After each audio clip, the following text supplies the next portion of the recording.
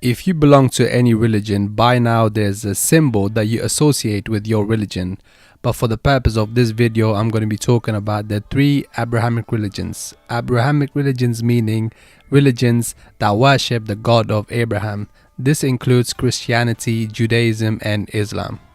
To understand these false symbols that have been associated with the three main religions, we have to know that human beings were pagans for much longer than they were monotheists, which means they believed in one God.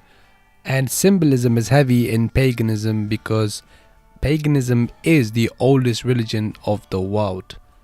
That's why they use symbols, because before human beings learned how to communicate through words, they learned how to communicate through symbols, like we have seen in Egypt, the hieroglyphics. These are some of the oldest texts in the world. That's why with time, even though human beings adopted monotheism and they believed in just one God, in their subconscious they still felt attracted to their old paganist ways. So slowly with time, these symbols were associated with the other religions that we know today as Christianity, Judaism, and Islam. In my opinion, this was not done through accident. This was done purposely to corrupt the three main religions. But let's get to the false symbols. So first of all, let's talk about the newest or the last Abrahamic religion, which is Islam. The sign associated with Islam nowadays is the crescent moon and the star inside it, but it's mostly the crescent moon. This symbol has nothing to do with the religion of Islam. It has no validity in the Quran, in the book, and this was brought by the Ottoman Empire when they conquered Constantinople, which is the modern day city of Istanbul in Turkey. And also this sign was believed to have pagan roots, such as it representing the moon goddess Ishtar. So there are different opinions, but the main point is that it has nothing to do with the religion. It was just something that was adopted by people as time went on, and the same happened with Judaism as well. The Star of David has no validity in the Torah. It has nothing to do with the religion. It's a man-made symbol that was adopted later on as time went on. In fact, it's one of the most recent signs that was adopted. The symbol was first used by the Jewish community in Prague in Czech Republic in the 17th century. Now we all know damn well that Judaism is much older than the 17th century. So this sign was first used by the people of Prague, and after that it became the official symbol of Jewish people all over the world. And it has nothing to do with Torah. It has no validity. It's just something that was adopted by the people and it just spread. Also, you may have already noticed that it looks oddly similar to the pentacle that is used in witchcraft. So yes, that's another thing to think about.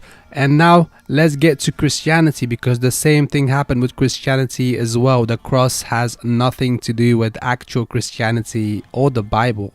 The cross symbol is said to have been picked up from the Egyptian symbol of the Ankh, which represents life, and people still wear this. They believe that it gives them protection and it brings more life to them and more good fortune and things like that.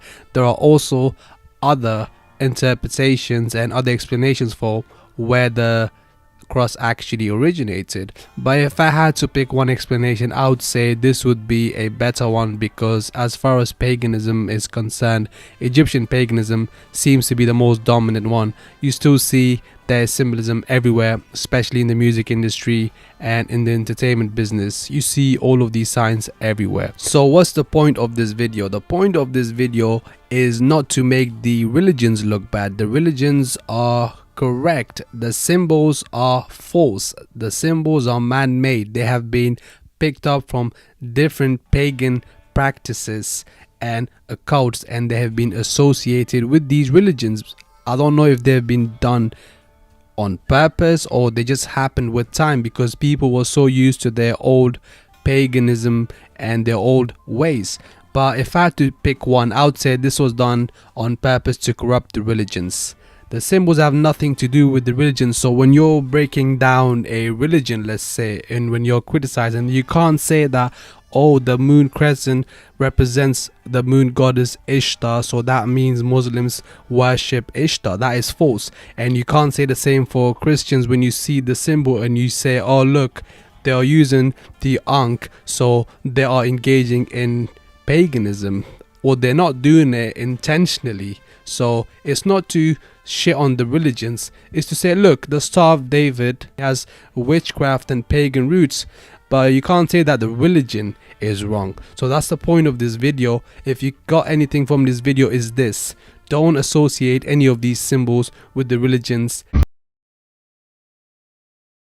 As Christmas or Saturnalia is approaching, which is nothing but a period of worship for the god of Saturn, we have to keep in mind that the origin of Santa Claus is based on the pagan god Moloch. You see, people used to sacrifice their children to Moloch around the winter solstice, which falls around 21st to 25th of December. Yes, so you could see the connection of Santa Claus with kids. At this point, people are not actually openly sacrificing their children to Moloch. However, the way the idea of Santa Claus has been pushed to the public, they have made sure that the idea and the representation of child sacrifice to Moloch, it's still around. So if you have kids and you celebrate Christmas, don't ever feel bad about telling them that Santa Claus does not exist. In fact, you should never even tell them about Santa Claus to begin with. They'll still hear about Santa Claus. However, as long as they know that it's fake, you save them from worshipping and caring about Moloch. Pink Bunny, who is in Egypt with the pyramids behind his back, and it's dressed up as the old Egyptian pharaohs or the Egyptian pagan gods. It has a G at the top of his forehead. I'll get to that in a second. But this bunny or rabbit actually represents Ishtar, who is associated with Easter. The name actually comes from Ishtar, Easter. Her symbols were a bunny and eggs because it was believed that she came to earth in an egg, which is why the rabbit and egg have a connection in Easter, because that was around the time that it was believed that she came on earth in an egg.